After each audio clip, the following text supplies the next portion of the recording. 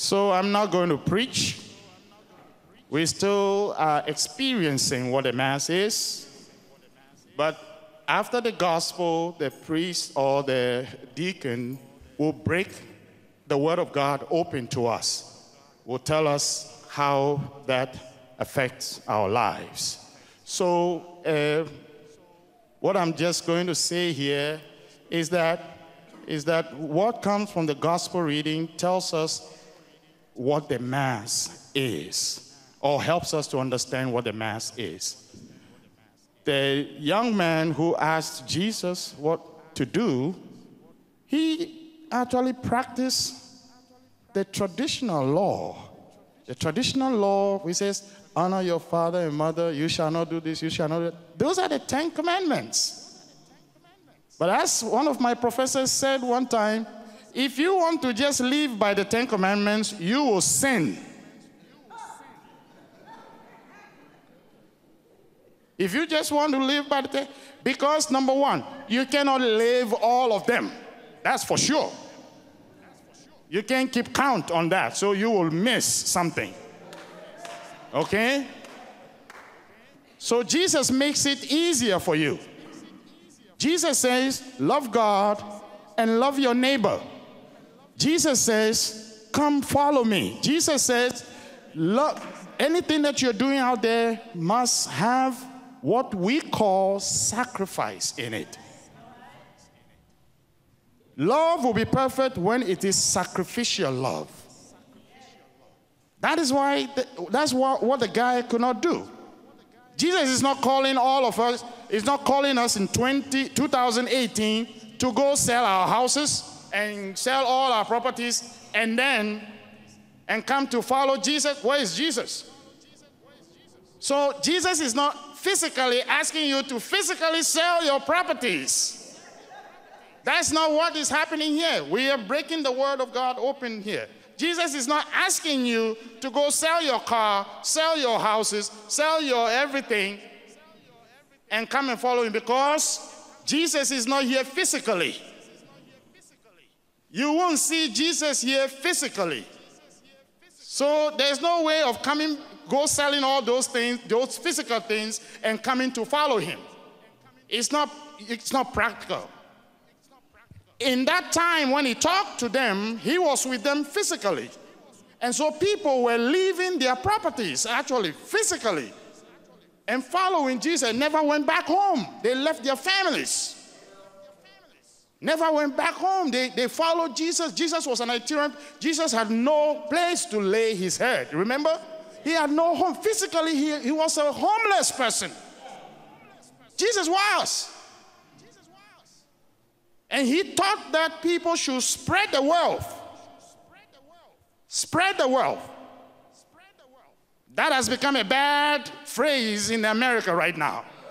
But spread the wealth is Jesus' philosophy. I'm saying that is Christian. Spreading the wealth is Christian.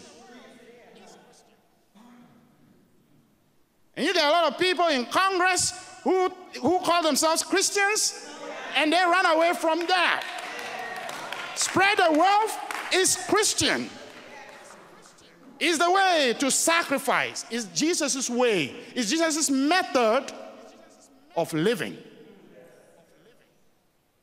Spread the wealth of your time, your talent, and your treasure. Spread it. So we have to interpret that phrase, that go sell everything and come and follow me. We have to interpret that for 2018 when Jesus is here spiritually, not physically. So don't go sell your properties. God knows I told you that.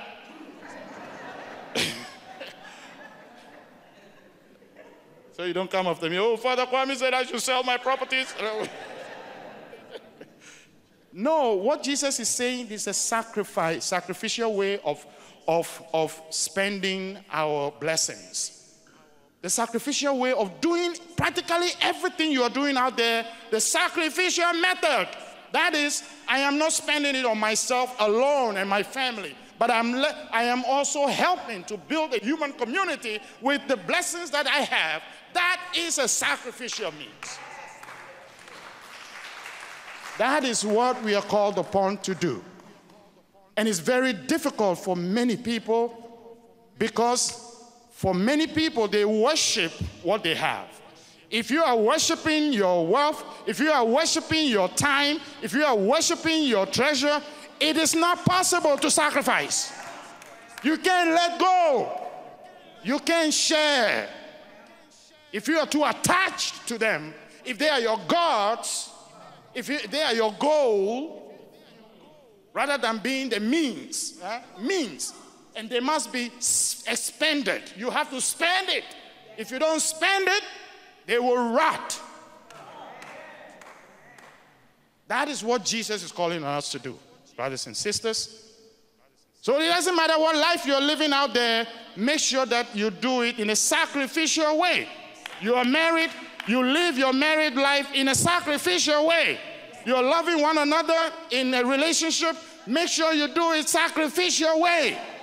It doesn't matter what it is. As long as you have that sacrificial method, it is acceptable to God. Offer yourselves as a living sacrifice. So brothers and sisters, this is what Jesus is calling on us to do, and this is what we celebrate in the Mass. This is why we are taking time to break it down.